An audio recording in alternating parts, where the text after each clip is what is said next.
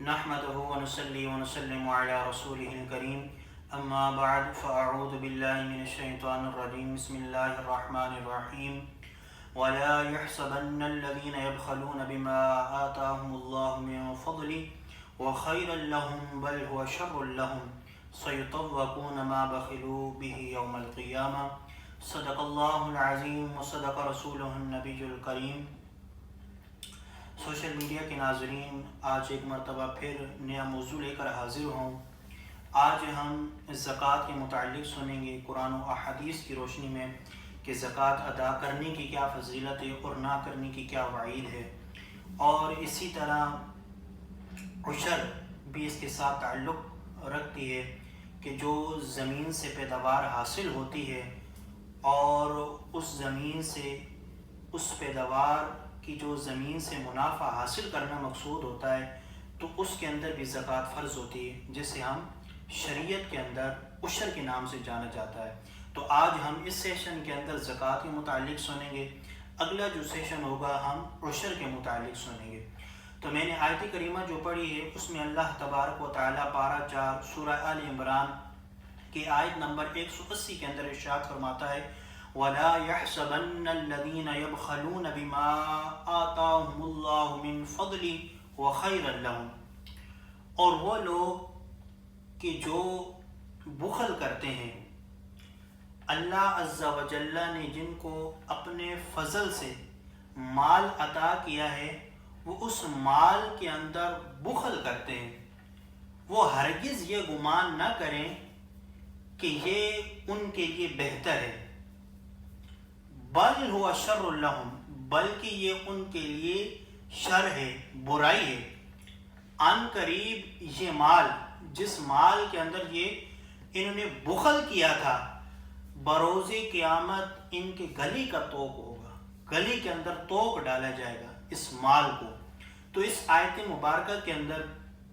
اکثر مفسرین نے اس لفظ بخل کا جو لفظ آیا، بخل سے مراد زکوٰۃ نہ ادا کرنا بیان کیا ہے، کہ زکوٰۃ نہ ادا کرنے کے متعلق اللہ تبارک و تعالیٰ ارشاد فرما رہا ہے کہ جو زکوٰۃ ادا نہیں کرتے، کل بروز قیامت وہ مال ان کے گلے کا توق بنے گا۔ تو اس آیت مبارکہ کے اندر اللہ تبارک و تعالیٰ نے زکوٰۃ نہ ادا کرنے کے متعلق وعید بیان فرمائی ہے کہ کل بروز قیامت ان کے گلے کا توق ہوگا۔ ایک اور حدیث کے اندر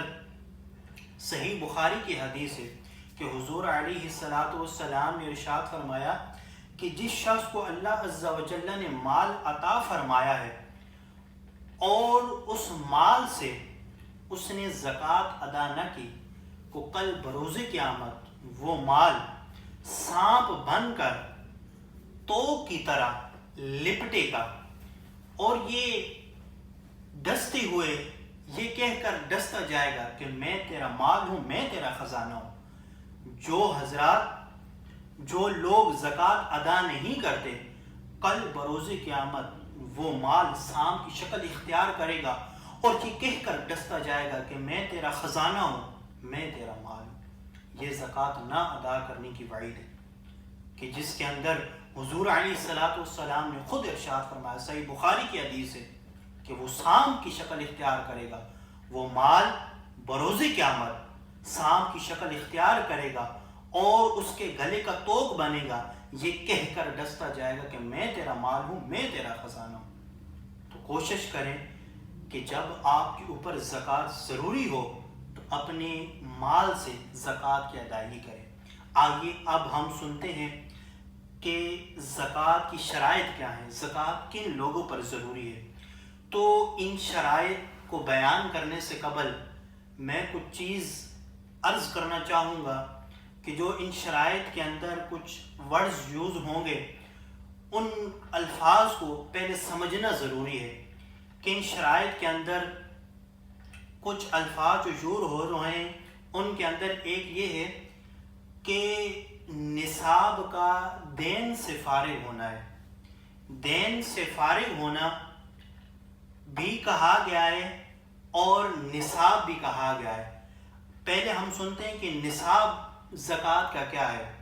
زکوٰۃ کا نصاب یہ کہ 52.5 تولے چاندی یا 7.5 تولہ سونا ہو، یا ان میں سے کسی ایک کی قیمت کا سامان تجارت ہو اور یہ ان چیزوں کا مالک ہو، اور مملوکہ جو چیزوں کا مالک ہو رہا ہے وہ اس کی حاجت اصلیہ سے زائد ہو اور دین سے بھی فارغ ہو، تو یہ نصاب ہے۔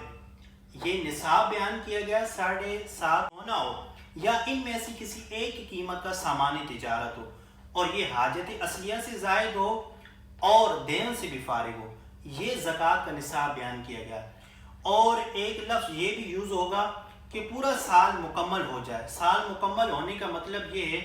کہ اس کے پاس اتنا نصاب، یہ جو ابھی بیان کیا گیا، اتنا نصاب جو ہے چاند کے سال کا اعتبار کیا جائے گا، قمری سال، یعنی جو چاند کے مہینے کا اعتبار ہوتا ہے اس سال کا اعتبار کیا جائے گا۔ اگر 20 شوال کے اندر اس کے پاس اتنا نصاب آ گیا ہے تو آئندہ جو 20 شوال آئے گی تو اس تک یہ نصاب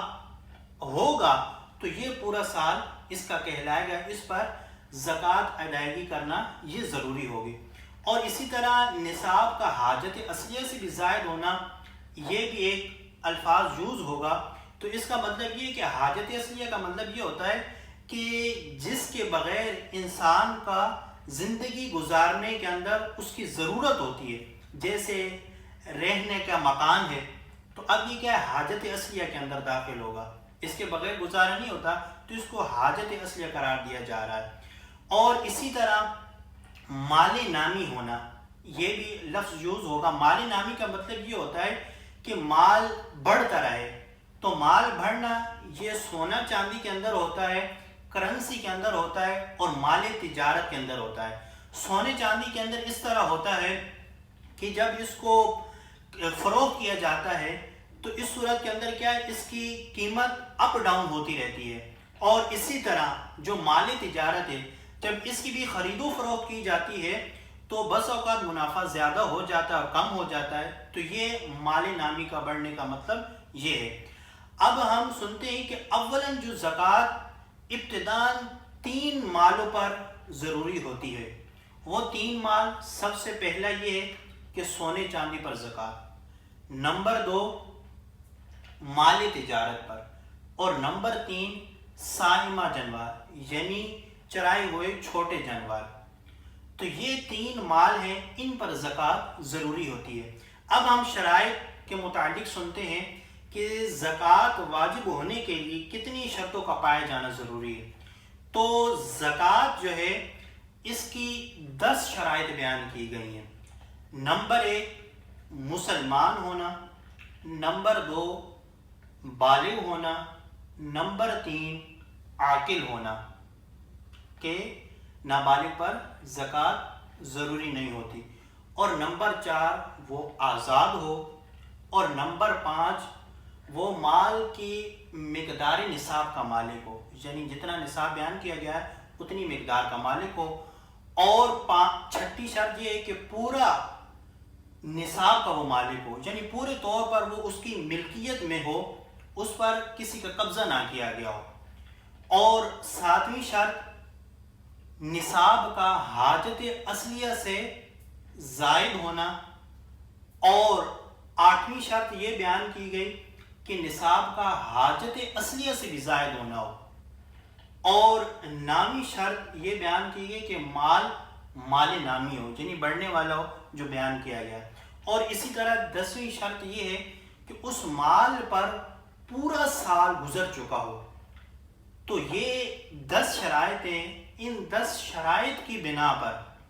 اگر کس پر یہ 10 شرائط پائی جائیں گی تو اس پر زکوٰۃ ادا کرنا ضروری ہوگا۔ اب زکوٰۃ جو شخص ادا کرتے ہیں تو ان کے متعلق بھی معجم الاوسط کے اندر حدیث ہے کہ حضور علیہ السلام نے ارشاد فرمایا کہ جس شخص کو اللہ عز و جل نے مال عطا کیا اور اس نے اس مال سے زکوٰۃ ادا کی تو بے شک اللہ عز و جل نے اس شخص سے شر کو دور فرما دیا۔ اللہ عز و جل نے خود اس شخص سے شر کو دور فرما دیا۔ یہ زکوٰۃ ادا کرنے کی فضیلت بیان کی گئی کہ اللہ تبارک و تعالی خود اس شخص سے شر کو دور فرما رہا ہے، برائی کو دور فرما رہا ہے. تو ہمیں بھی چاہیے کہ ان زکوٰۃ کی ادائیگی کے اندر تاخیر نہیں کرنی چاہیے. اگر جن لوگوں نے زکوٰۃ ادا نہیں کی تو کوشش کریں سب سے پہلے اپنی زکوٰۃ کی ادائیگی کریں، اور اگر زکوٰۃ ادا کر چکے ہیں تو اس کا شکر گزار بنیں. کہ زکوٰۃ کا مطلب ہی یہ ہے کہ اس کے مال کو پاک کیا جاتا ہے.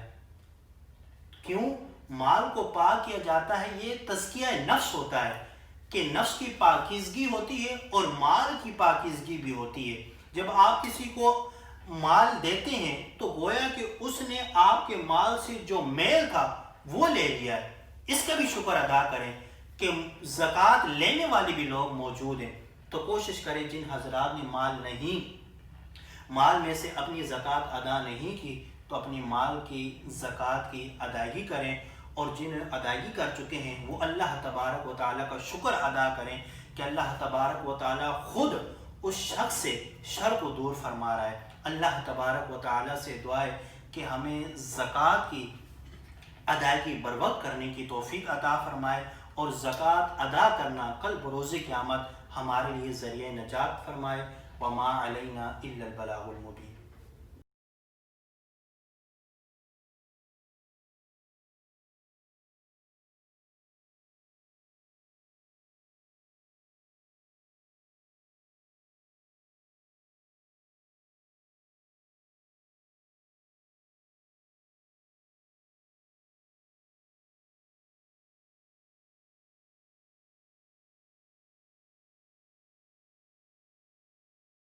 اما بعد فاعوذ باللہ من الشیطان الرجیم. بسم اللہ الرحمن الرحیم.